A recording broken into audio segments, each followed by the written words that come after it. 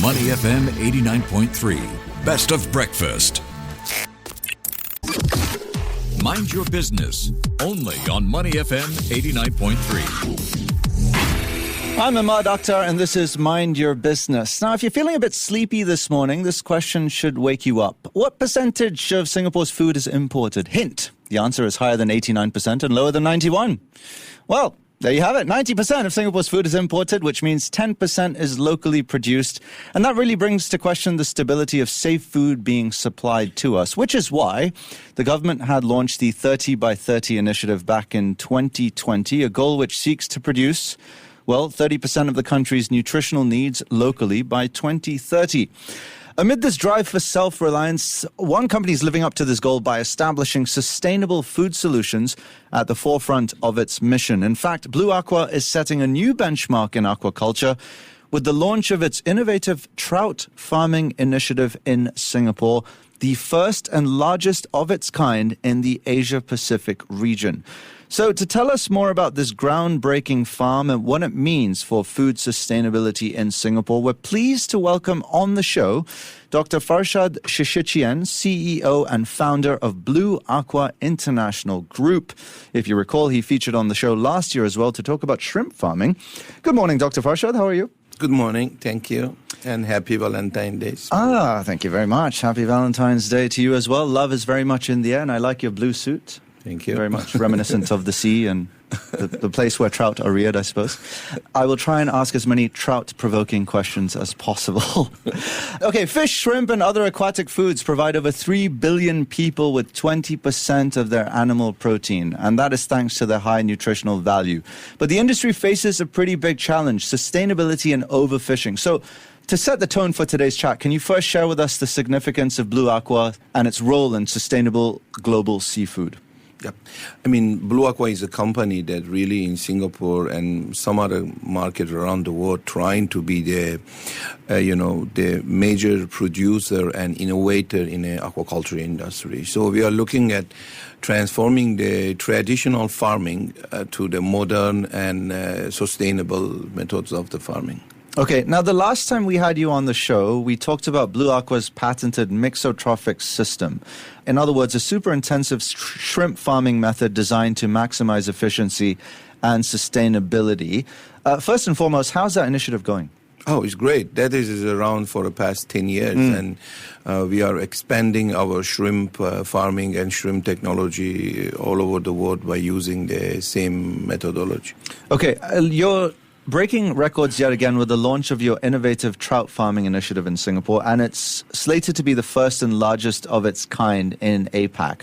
Tell us more about this initiative that you've set up, as well as the tech behind it that's driving food sustainability. Yep. I mean, I would say maybe we are the first one in the world with that kind of size and that kind of technology that we are using. I mean, trout farming, it's very common in many Scandinavian and cold, water area. But when it's come to the tropical, we don't have any example. And especially in a country like Singapore, with a lot of limitation and, we are not a really aquaculture or agriculture-friendly country because of many restriction and lack of the resources. So I think what we are doing in Singapore is really extraordinary. And we are trying to produce the last phase going to be 3,000 ton of trout per year. Goodness. From an area of only less than 1 hectare, 10,000 square meter land. So in other words, our capacity of production is one of the highest in the world. So we're going to produce 100 kilogram fish per cubic meter of water. Wow, that sounds pretty fantastic. Could you dive a little bit deeper into how this high-tech approach compares to traditional fish farming methods? Oh, it's totally different. I mean, what we are doing here, we have a very sustainable and, long-term approach. So we have a very limited usage of the water and resources. And our production per area is one of the highest on the earth for now. And I think that for Singapore, which is a country with a very small size, and as I say, with a limited resources, this kind of approach is absolutely suitable. I mean, like if you look at Singapore, I mean, our common fishes that we are doing or in the region, they are more like tropical fish, such as grouper, sea bass, and all those. And these species are not capable of intensification.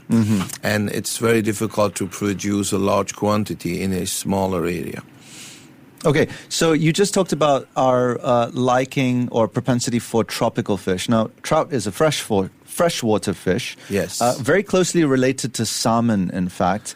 What kind of conditions are needed to rear trout as compared to tropical fish? I mean, I like to have a bit of correction here. Trout is the species that they can live in early stages of their life. They live in a freshwater. Yes. But then they are capable of migrating to the seawater. Okay. And they can grow very fast. In fact, a lot of salmon fillet that you see today in the market, they may not be really salmon. They are the trout. We call them steelhead trout. Okay. And this fish is very commonly in many countries. They grow them. And a lot of chefs around the world, they prefer trout to the salmon in terms of the flavor, taste, and also the amount of the fat that fish has. It makes it very suitable. So conditions-wise, is it more difficult? Is there more effort required? Okay, I mean, trout is the one that we are doing in Singapore is the rainbow trout. Okay. And we are planning to grow them to the average size of 450 gram to 550 gram per fish. That's a large fish. Yeah. I mean, like compared to the Salmonida family, still 400, 550 gram is small. They can grow up to the 7-8 kilogram. Yes. But what we are trying to do here is we are, of course, this is the species that require cold water. So we are using a very unique system that is basically, we work very hard to really innovate it for a condition of Singapore. Because if you see like in Denmark or Norway or, Canada, they have a very suitable environment. The temperature is very good. But in Singapore, it's not. So we need to lower the temperature to the 14 and 16 degree, and in some area of the farm, even to the 2 degree. So this required a lot of energy. Yes. And that was a bottleneck for a lot of people, that they cannot really produce a cost-effective fish. Right. So now in Blue Aqua, we have come up with the technology, and also I would call it like an innovation in the chilling the system, that it is very cost-effective. And this allows us to actually produce this fish anywhere in the world. I mean, I was just back from Middle East, and they are extremely interested to set up a similar things there, because for them, they have a very, hot climate as well. Yeah, so on the cost-effective front, how are you pricing trout when it comes to market, such that it's affordable for the average customer? Okay, I mean, like a lot of people always think salmon and trout are very costly fish because they are all imported, and sometimes they are considered even a luxury fish. I mean, it's not like people may not think that they can eat every day this fish, but I believe what we are doing now, we should be able to bring this fish to the, to the plate of the Singaporeans. Maybe, I'm not sure yet, but I think per fish, they can get it anything from $10, $12, $13 per piece. Per piece, so, and each piece weighs about 500 grams. Yeah. Okay. It's a very, very reasonable price. And I think that's one of our main advantage, because what we are doing in Singapore, we are producing this fish locally. So we don't pay for transportation, and we manage the cost of this fish, cost of production of this fish by, working on a very reasonable energy consumption for the whole production.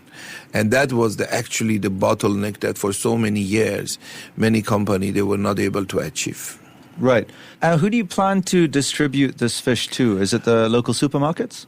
We have been talking to a lot of local supermarkets, some of the big supermarkets in the Singapore, I think everybody know, and those main chain supermarkets such as NTUC, Right. Cold Storage, and, whoever we talk, they are very, very interested. And I believe that they are all really waiting that our first production come up and start to distribute the fish. And when do you foresee the fish coming to market? If everything goes well, because in Singapore, building this kind of things due to a lot of, it's the first time. And many agencies in Singapore, they really have a lot of difficulty on understanding what we are doing. I would like to say, SFA has been very supportive to us, but then we are not dealing only with SFA. We are dealing with many agencies from PUB, SCDF, you name it, 26 agencies. And to build such a things, it's a lot of, challenge to get a lot of, understanding from them. If everything goes well, we would be able to come up with the first batch of supply, say either end of this year or the first quarter of next year. All right, let's move on to how you maintain profitability at Blue Aqua. So you've got a number of costs that you've mentioned already, such as energy costs, maintenance. You take on the transportation costs yourself as well. And you're trying to make the fish affordable for the consumer. You say about $10 to $12 per fish for a 500-gram piece. How do you keep the profitability up? Our profitability is in our mass production and a low-cost production. So what we have been... so economies of scale. Yes, exactly. Right. What we are doing for this fish, there is a two major component of the cost. One, of course, is the feed, which is one of the major component. The good news is that this fish is a very efficient species because the technology and know-how about the producing and production of this fish is well known. So we have a FCR, mid-feed conversion ratio of 1. So that is one factor. The second thing is the energy. So the energy, especially in a country like Singapore, it's maybe the major cost also. So this energy divided also in a two-part. One is the system, another one is the cooling. So system we really cannot change much except we use a very good equipment that they are energy efficient. But the cooling is the one that we have managed to really reduce the cost a lot, and that's how we can be very cost effective. And of course, as you say, economy of the skill. So we are producing, at the end of the whole project, 3,000 metric ton fish.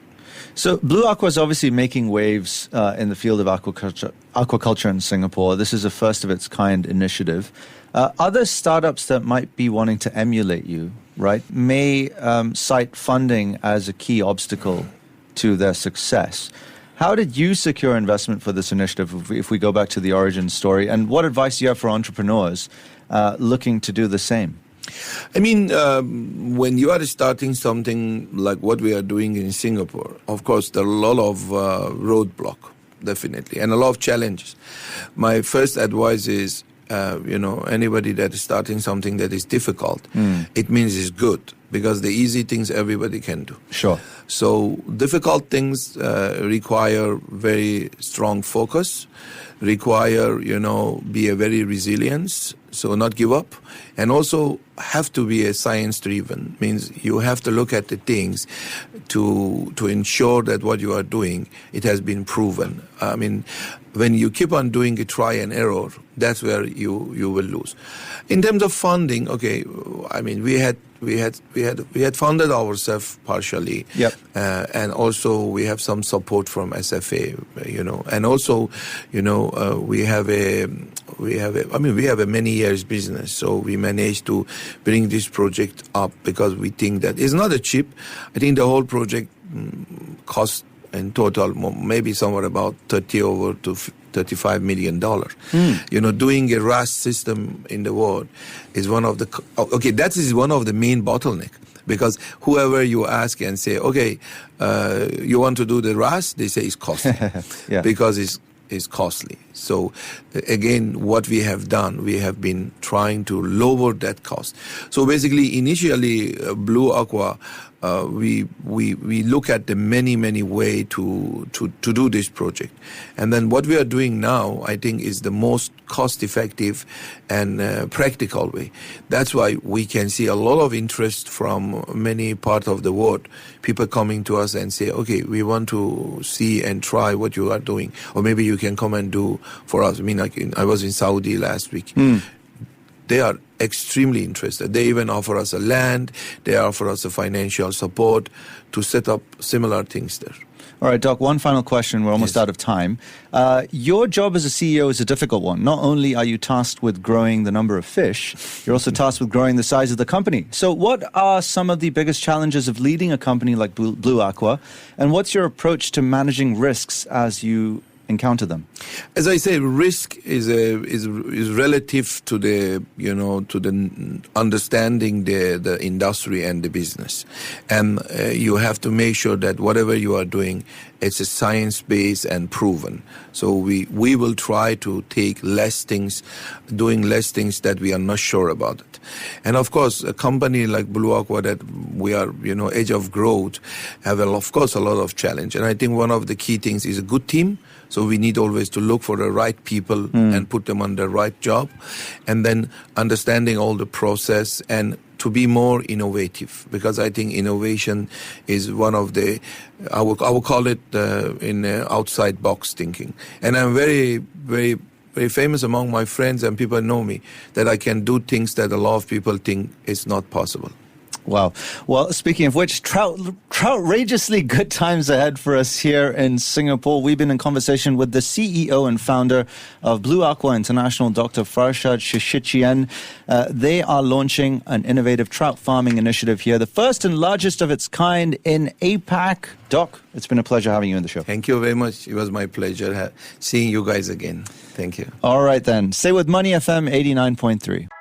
To listen to more great interviews, download our podcasts at audio.sg or download the audio app. That's AWEDIO, audio at the App Store and Google Play.